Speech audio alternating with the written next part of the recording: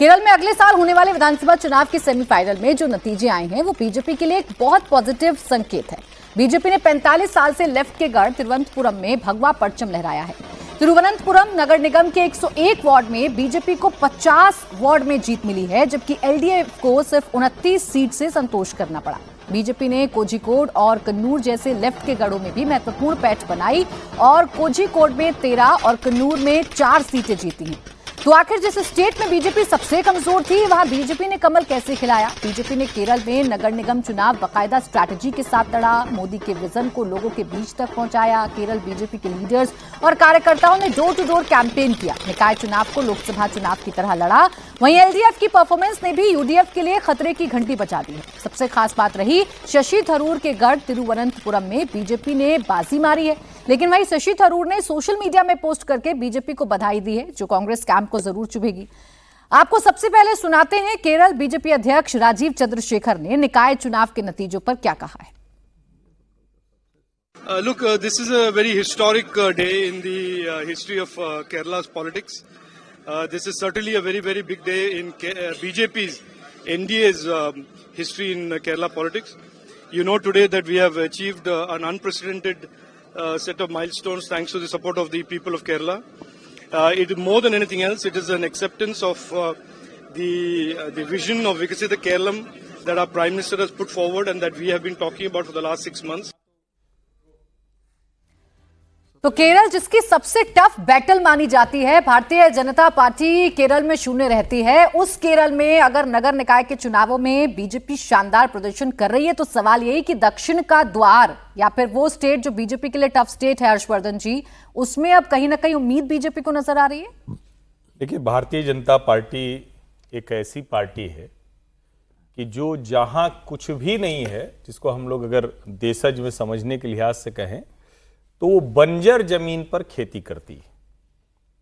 और राहुल गांधी क्या है, अच्छा खासा फार्म हाउस है, सबसे उर्वर जमीन है और उस पर वो ऐसा काम कर देते हैं कि वो जमीन बंजर हो जाती है। तो दोनों का फर्क बड़ा साफ है।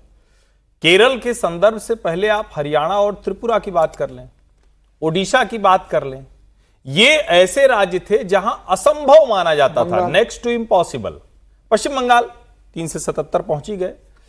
केरल में ये जो चुनाव के नतीजे आए हैं, देखने में भले लगेगा कि भाई नगर निगम जीत ली, क्या हो गया, थोड़ा सा हो गया, लेकिन इसका संकेत आप समझिए। इसका मतलब ये हुआ कि जो बरसों से संघ काम कर रहा था, जो बरसों से संघ का स्वयंसेवक अपने प्राण न्यौछावर करके कम्युनिस्टों से लड़ रहा था, दोनों के संघर्ष में खूब जाने गई। अब लोगों को यह समझ में आने लगा है कि इनकी बात ठीक है। मतलब अब वो रिलेट करते हैं कि जो संघ का स्वयंसेवक आके कहता था वो बात तो ठीक है। और यही वजह है कि उसको लगता है कि अच्छा, विकल्प के तौर पर कौन, तो पहले कांग्रेस और कम्युनिस्ट होते थे, अब वो कहता है नहीं भाई, अब भारतीय जनता पार्टी की तरफ जाना चाहिए। पहले वो वर्ग जो संघ से प्रभावित होता था वो कांग्रेस को वोट दे आता था। क्यों? क्योंकि उसको लगता था कम्युनिस्टों को हटाना है, कम्युनिस्टों से लड़ना है, तो चलो कांग्रेस को वोट दे देते हैं। मुझे लगता है ये जिसको बार बार कहा जाता है ना कि ये बहुत बड़ा शिफ्ट है एकदम से, जिसको हम कहें कि अब यहां से आप कहानी बदलते हुए देखेंगे। और मुझे लगता है कि केरल के ये नतीजे स्टालिन की भी रातों की नींद हराम करेंगे, उनको भी मुश्किल में डालेंगे। ये एक ऐसा स्टेट है जहां कांग्रेस लगातार जीतती है, मजबूत स्थिति में रहती है, बीजेपी तमाम कोशिशों के बावजूद भी शून्य रहती है। ऐसे में ये बड़ी जीत हासिल करना और नगर निकाय में अपनी मजबूती दिखाना, ये बताना कि हम कैसे डोर टू डोर कैंपेन के जरिए कर सकते हैं, ये विजय जी ये भी बताता है कि बीजेपी हर एक चुनाव को, चाहे वो छोटा चुनाव है, वो विधानसभा का चुनाव है, वो लोकसभा का चुनाव है, हर चुनाव को बड़ा सीरियसली लेती है और उसे उतनी शिद्दत से लड़ती है जितना प्रधानमंत्री वाला चुनाव लड़ा जाता है। ये तो इसमें तो कोई बात ही नहीं, बीजेपी हमेशा लड़ती रहती है, चुनाव के लिए ताकत लगाती है। और ये चुनाव जो है ना, केरल का चुनाव कोई एक दिन में जीता हुआ चुनाव नहीं ना, 50 साल का चुनाव है ये। आरएसएस की सबसे ज्यादा शाखाएं केरल में हैं। तो हो सकता है जैसे आज आप राहुल गांधी को कह रहे हैं, तो उससे 50 साल पहले तक लोग भी केरल में आरएसएस को कहा करते थे कि ये कौन सी बात चल रही है, वो तो लेफ्ट की पूरी जमीन थी। और वैसे तो उसे देवभूमि कहा जाता है केरल में, लेकिन वहाँ पर आरएसएस की ज़मीन नहीं हुई। और ये अच्छी बात है, ये सतत प्रयास है, लगातार लड़ाई वहाँ पर लड़ी है भारतीय जनता पार्टी ने, और संघ मोटे तौर पे वहाँ पे ये लड़ाई लड़ता रहा है। सिग्निफिकेंट इसको मैं मानता हूं, कोई बड़ी जीत नहीं है।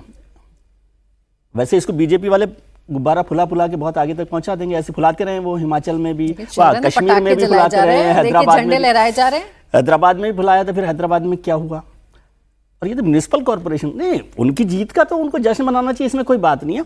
और ये सिग्निफिकेंट है कि वो केरल की जमीन में एक बड़ा बदलाव हुआ है उस तरह से। लेकिन कोई बहुत, अब ये केरल में अगली बार मुख्यमंत्री बीजेपी का बनेगा ऐसा तो है नहीं, अभी 25 साल और इंतजार करना पड़ेगा। लेकिन ये अच्छी जीत है और ये राहुल जी को सीखना चाहिए कि जहां कुछ नहीं हो वहां भी वो उस जमीन को तोड़ सकते हैं। और राहुल जी जो जमीन है जिसका जिक्र अभी किया कि फार्म हाउस है, तो कम से कम उसको तो ठीक से संभाल कर कुछ काम कर ले। तो बीजेपी को इस बात की तो क्रेडिट देनी ही चाहिए। केरल में जीत सिग्निफिकेंट जीत माननी चाहिए। और ये चिंता एलडीएफ को भी होनी चाहिए कि एलडीएफ अब सब जब खत्म ही हो रहा है पूरे देश भर में, अब केरल में थोड़ी बहुत जमीन बची थी।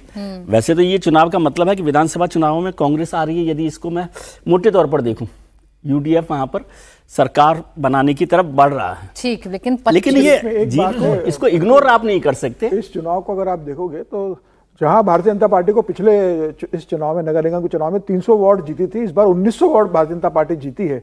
मतलब 300 वार्ड की तुलना में 1900 वार्ड जीतना और 20% के करीब वोट बैंक ले गया। हालांकि लोकसभा चुनाव में भारतीय जनता पार्टी का 16% वोट मिला है, लोकसभा में एक सीट मिली है, लेकिन आज अगर एनडीए 20% का वोट बैंक लेकर जा रहा है नगर निगम चुनाव में, और लेफ्ट को अगर वहां 30% का वोट बैंक है, तो सिर्फ 10% का वोट बैंक का फर्क है भारतीय जनता पार्टी और लेफ्ट के बीच में। जहां लेफ्ट इतना स्ट्रांग है, वहां ये बता रहा है कि संघ ने जो इतने सालों से काम किया है, संघ के धैर्य को आज धरोहर मिली है।